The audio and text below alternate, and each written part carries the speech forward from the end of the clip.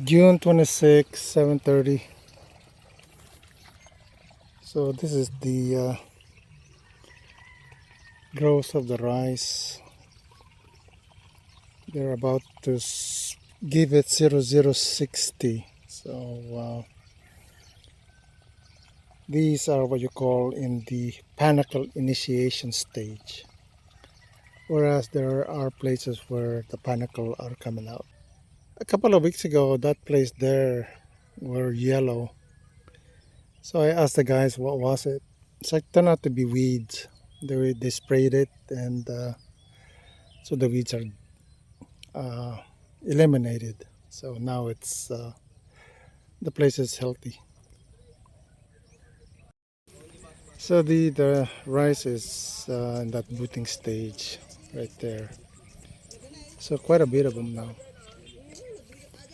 So it's the start of the panicle initiation, or the start of the booting phase right here. So I think they've already broadcasted the 0060. They're a bit late. Oh well. So this is manga. They're booting out now and flowering. So they killed off the weeds. So it's on schedule. Week 26. They were a little bit late and broadcasting the 0060. So if they do that now, they would be disturbing the flowering rice. It's actually fairly quick. From what I read, when they started doing this, within 10 days, almost all of them will flower. So, beautiful day, muggy. So these are chicken manure. I don't know why they weren't distributed. I mean, they're just wasted. Hopefully some can be recovered. So this is Mormon. They have completed broadcasting the 0060. It's actually the right timing for it, because now it's the grass or the rice is on the late panicle initiation. So what does that mean? It's from late panicle initiation to panicle booting or boot phase. So next week we should be seeing panicle coming out from these grasses. So there are what you call marapagay. If they're small enough, you can't differentiate the leaves from the rice leaf. So the guys are waiting till they are tall enough, and they just cut off the head. So this is loud. The plant leaf, the tips, they're yellow. So I don't know what that means. Some sort of a deficiency or infestation. So why? I'll ask that question later and get an answer. Why are they like this? Yellowish tips is a sign of what? Well, intermixed with the RC640 are these macho. So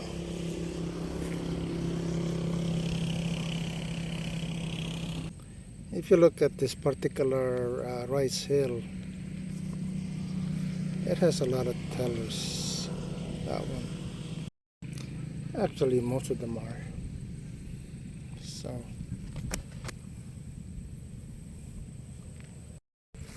So this field is macho.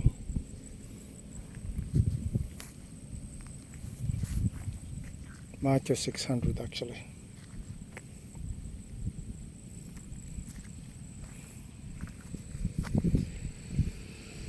They develop a lot of tellers. So this is what it looked like. So on this rice field, 1 hectare, for second fertilizer application, we're doing a test, an experiment. So 2 bags 17,717 is here. We wanted to know whether 2 bags of 17,717 would have more teller with the other experiment.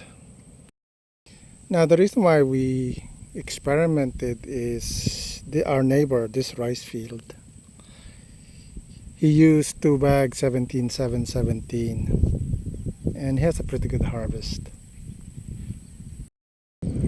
So in this rice field, 1 bag 1620,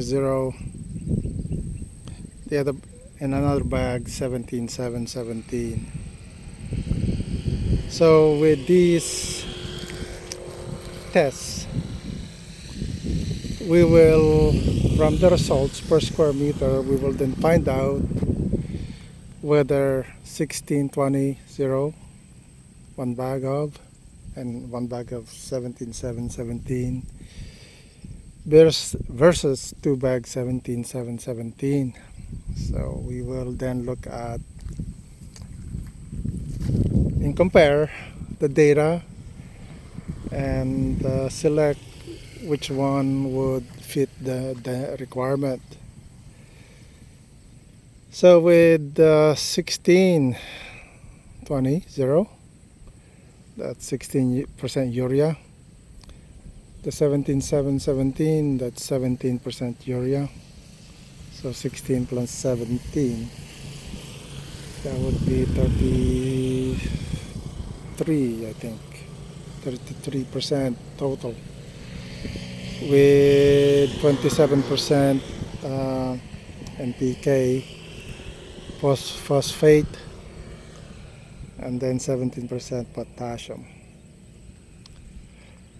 So this kind of increased percentage would then help us determine how this will turn out to be after the harvest. Now, of course, next week they'll be applying 0060. So as the plant grows, it would absorb those nutrients. Basically, the purpose of these is to fill up those empty shells that were being thrown out during the harvest. There were far too many, and I realized that if those seeds were filled up with the required milk and dough and things, then it would increase my yield. So with the additional fertilizer application and the different timing, it would then help with mitigating losses due to unfilled rice seeds. Past 5 years, when I walk behind the harvester, I see these empty shell of rice, and I couldn't get why they were empty. I always thought because they lacked pollination, or they weren't pollinated. I came to the realization that I think they were pollinated. The rice plant itself were unable to fill the rice, so it did the best it could from the nutrients. And so if we give it the nutrients it needs, It should, it will, not should, it will increase yield when the rice gets its nutrient. So, and that's the realization that I've been having. That watching the harvester and see these empty shell blown up from the back, asking the question why. And I've been reading a lot of research doc, and by applying the right amount of fertilizer, I mean, what is the right amount? The empty shell will be filled up, and so they once they're filled up, then there's less empty shell being thrown out from the back of the harvester. So the key then is tri-split fertilizer application. It will then mitigate wasted empty shell uh, from the back of the harvester. So that's the key. Thanks for watching.